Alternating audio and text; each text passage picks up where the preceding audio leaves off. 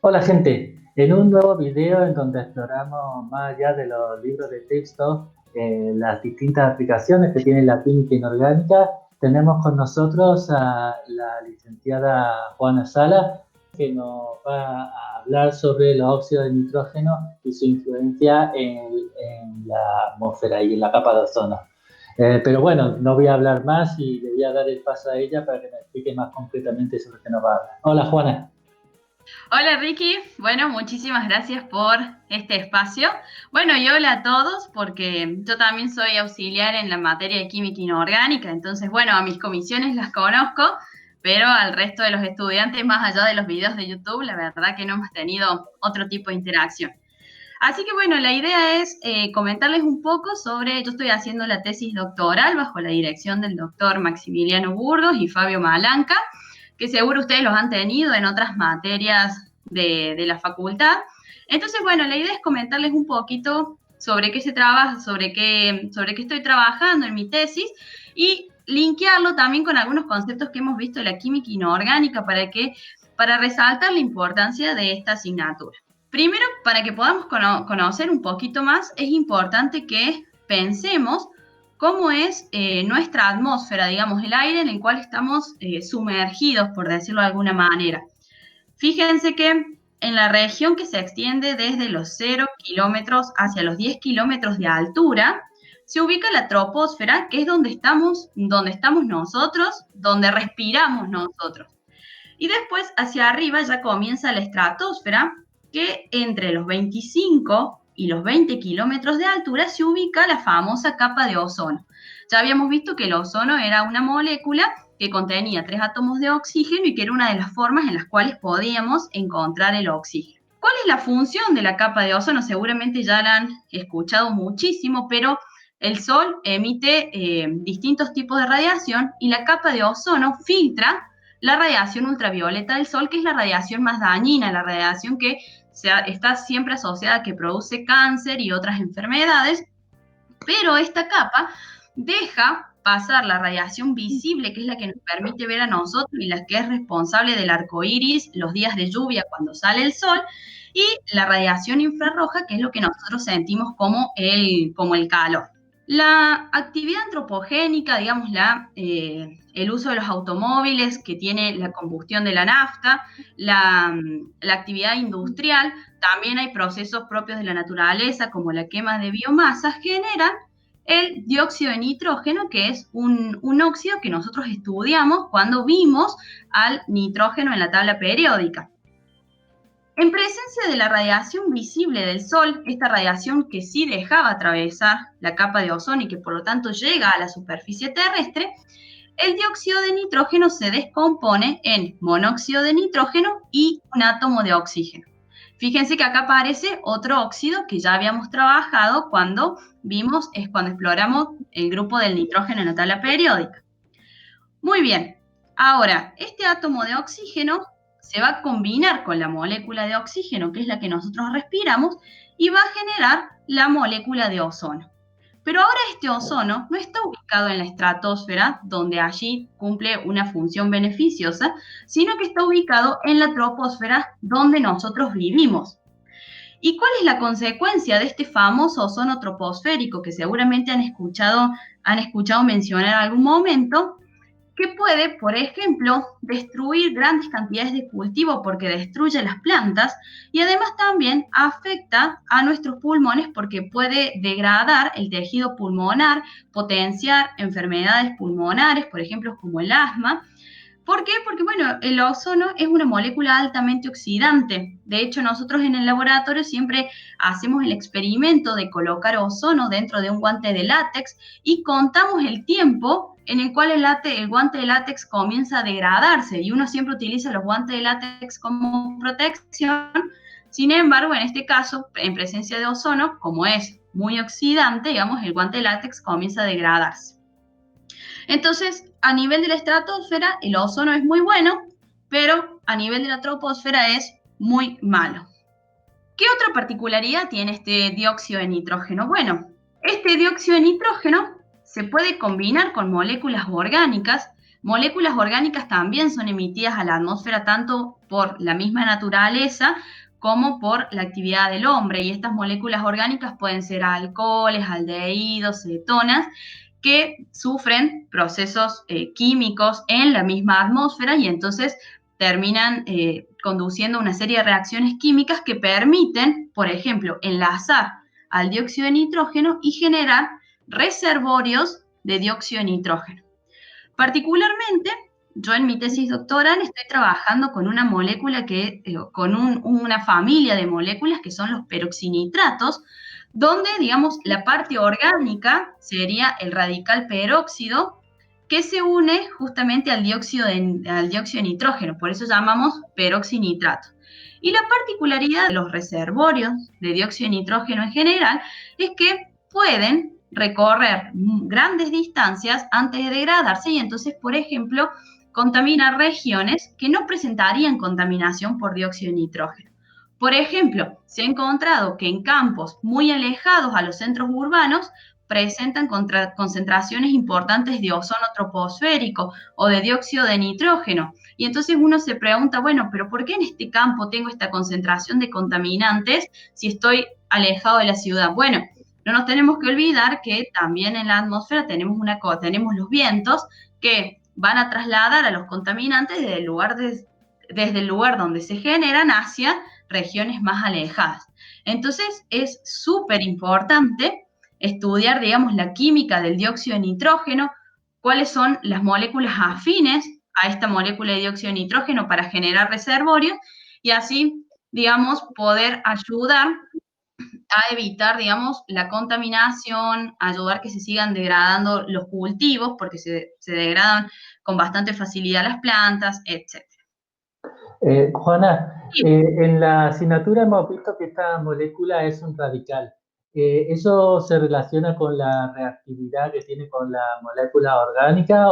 Sí, exacto, Ricky, porque generalmente las moléculas orgánicas terminan en un átomo de hidrógeno que se abstrae con muchísima facilidad, ocasionando que esta molécula orgánica quede como un radical. Entonces, eso ya ocasiona digamos, que ataque más fácilmente al dióxido de nitrógeno y forme estos reservorios de los que estaba comentando. Bien, quiero que nos metamos un poquito dentro del laboratorio para contarles cómo trabajamos, porque nosotros sabemos que tanto el ozono como el dióxido de nitrógeno son compuestos gaseosos. Entonces, mostrarle un poco cómo hacemos la manipulación de los gases en el laboratorio. Para ello utilizamos un sistema de alto vacío, que es el que están viendo ustedes en la foto. Fíjense que yo acá tengo un balón de vidrio que contiene dióxido de nitrógeno que está conectado a la línea de vacío, que es lo que ustedes ven, digamos, hablando de manera vulgar, como una cañería de vidrio. Fíjense que tiene todas llaves de color amarillo, y como son gases, la manera de cuantificarlo que tenemos es a través de la presión. Entonces, fíjense que también les estoy mostrando que el sistema de vacío tiene conectado un medidor de presión. Y por supuesto, en la parte inferior tienen una bomba de vacío, que es lo que nos permite a nosotros extraer los gases después de la línea de alto vacío.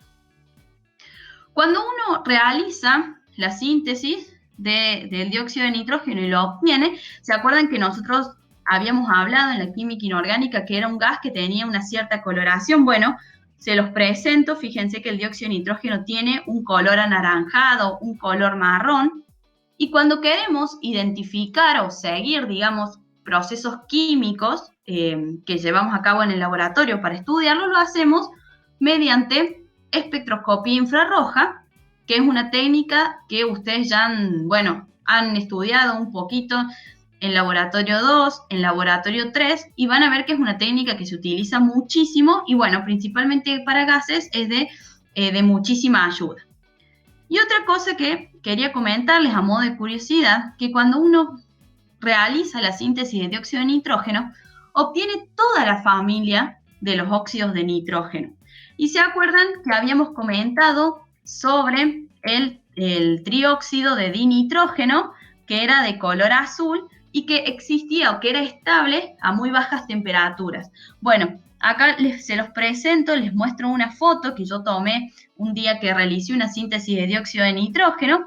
Fíjense que Fíjense que lo que ustedes están viendo es una de estas U de vidrio que se llaman trampas frías, bueno, donde tienen adherido al trióxido de nitrógeno que está a baja temperatura. Tiene que estar bastante fría la trampa de vidrio para que ustedes puedan observar este color celeste que están viendo en la figura.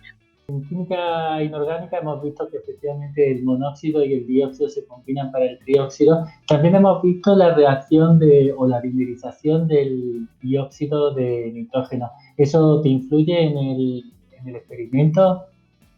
Bien, Ricky, eso es una excelente pregunta.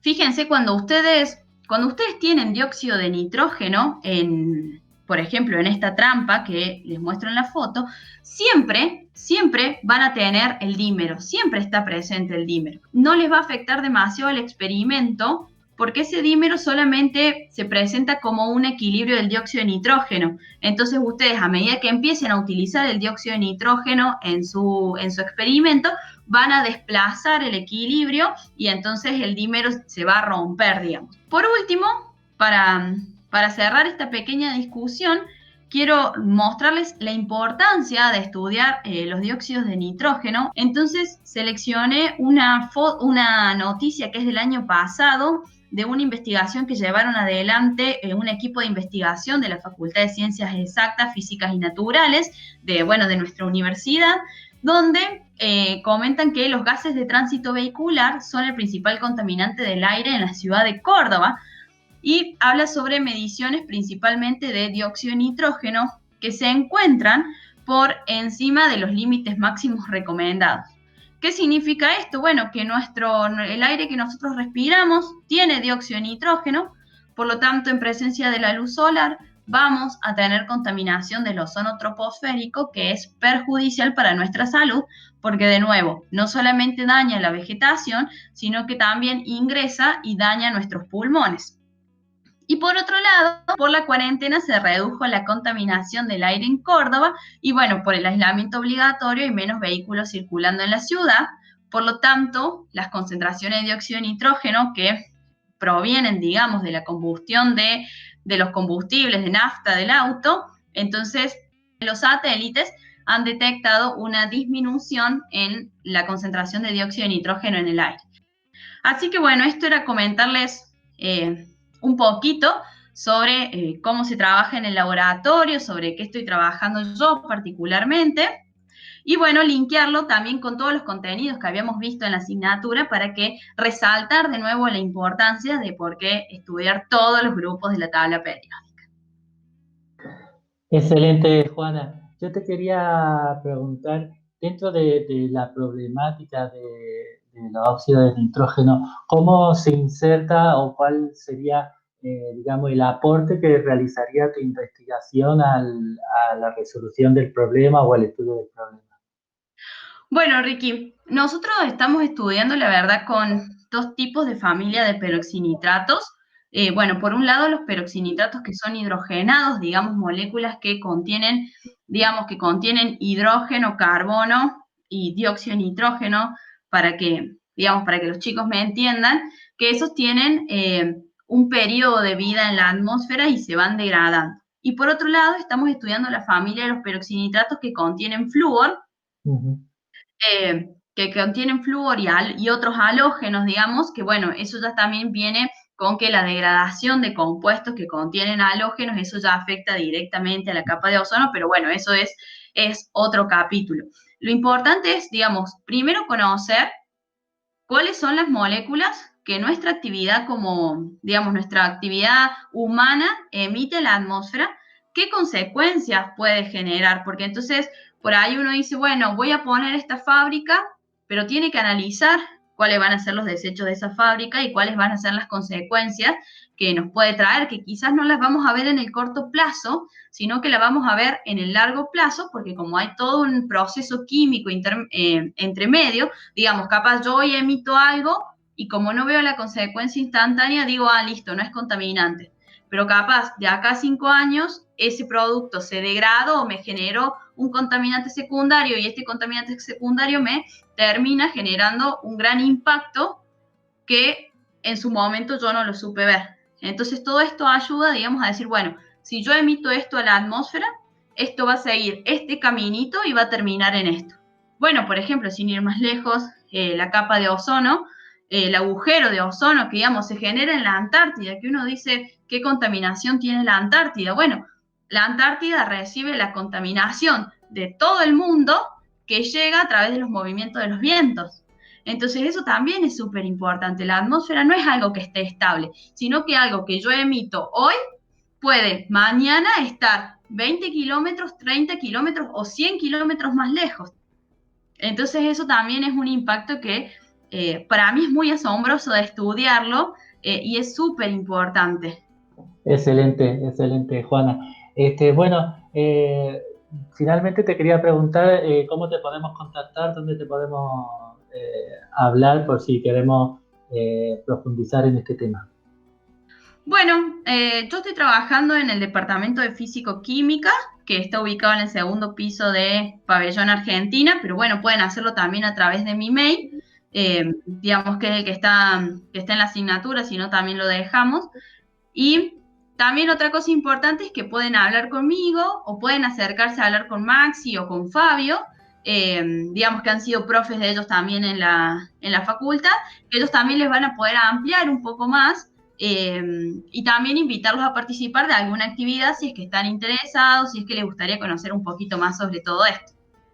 Bueno, entonces solo me queda despedirme. Espero que les haya servido esta información, que les sirva para complementar lo que están viendo en la asignatura y aumentar su interés en el área tanto de la investigación en general como de la química inorgánica en particular. Y bueno, me despido. Si tienen cualquier comentario o duda, lo pueden dejar aquí en los comentarios de Moodle o mandarme algún mensaje a mi mail.